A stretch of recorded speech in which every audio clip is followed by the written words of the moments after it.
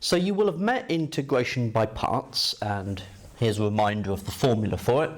And perhaps you also saw the videos that I produced on using the tabular method for integration by parts, which allows you to put the integral into a table and work it out quickly that way. Now, the idea behind that was that there are patterns in some cases to using integration by parts and to using integration, such that we should be able to actually work out some kind of formula that says that the integral we're looking for is something plus a more basic integral, or something times a more basic integral. And we're going to investigate that, and that's the idea behind reduction formulae. So let's take a look at an example.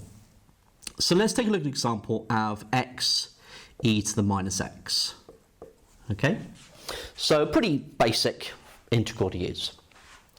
So what we would need for integration by parts is to say, okay, well, we're going to use x, so du by dx is 1, and dv by dx is e to the minus x, so v is equal to minus e to the minus x. Okay, so using the formula then, we're going to have minus x e to the minus x, then take away this one times that one, so plus the integral of e to the minus x dx. And of course, we can write our answer down like so. Okay, so then when we trade this up to looking at the integral of x squared e to the minus x, we think, okay, well, if you've met integration by parts before, you should be thinking, oh, right, we're going to have to do integration by parts twice now. Okay, so what we would then do is we would say, okay, well, u is equal to x squared this time. Get the e to the minus x there. du by dx is 2x. Okay, so we would have u times v, so minus x squared e to the minus x. Then take away the integral of this one times this one, so plus the integral of 2x e to the minus x dx. Okay, now notice here that we've got two lots of our previous integral that we have here. So theoretically we could just write that down as two lots of this. So minus x e to the minus x, take away e to the minus x, and I'm not going to bother having a 2c, I'll just put a plus c on the end. So minus x squared e to the minus x, take away 2x e to the minus x, take away 2e to the minus x plus c. Okay, and so this is my integral. So this idea was that we had the first one there and we used that in the second one. Almost like an induction process. So, what if we had x to the n e to the minus x dx? Okay, what about that? Okay, let me just get rid of these pieces and I'll have that. So here we would be saying, okay, I'm going to have to do integration by parts n times, right? So u is going to be equal to x to the n and differentiate that nx to the n minus 1. So we would have minus x to the n e to the minus x, u times v, take away the integral of v times du by dx.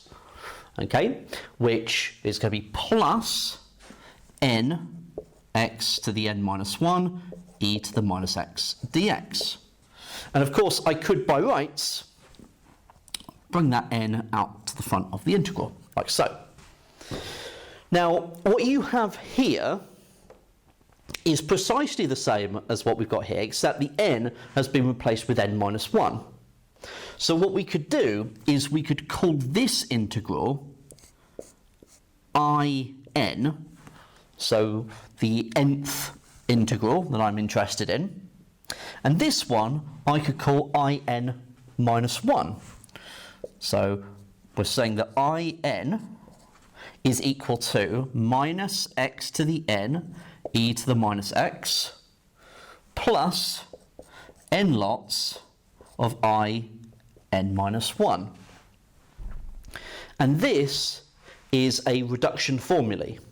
Okay, so let's see it in use. Let's see it in practice.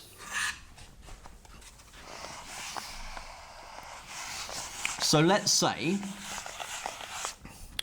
I wanted to find the integral, so I wanted to find I3, let's say.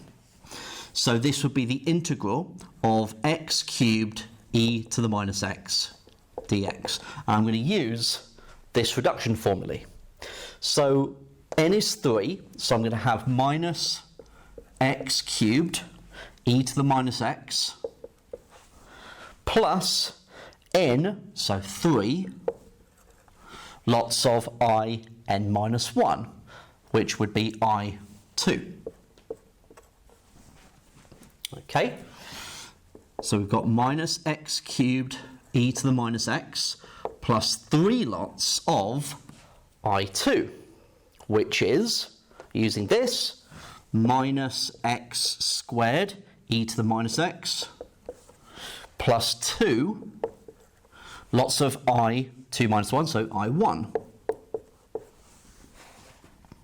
Okay, so let's just expand that out. Oh, take away. Plus 6 lots of I1. Okay. Then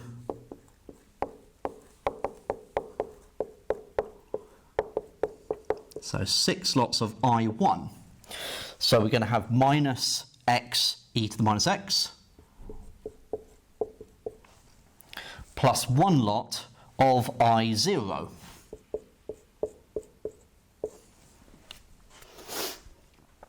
Okay, so we've got minus x cubed e to the minus x, take away 3x squared e to the minus x, take away 6x e to the minus x, plus 6 lots of I0. Okay, now I0 is, so substituting it in here, I0 is x to the 0 times e to the minus x. So that's just the integral of e to the minus x. So we've got 6 lots of the integral of e to the minus x, which is minus 6 e to the minus x, plus your constant of integration. And so this is I3. And that is how we can use a reduction formulae. First of all, we need to find it.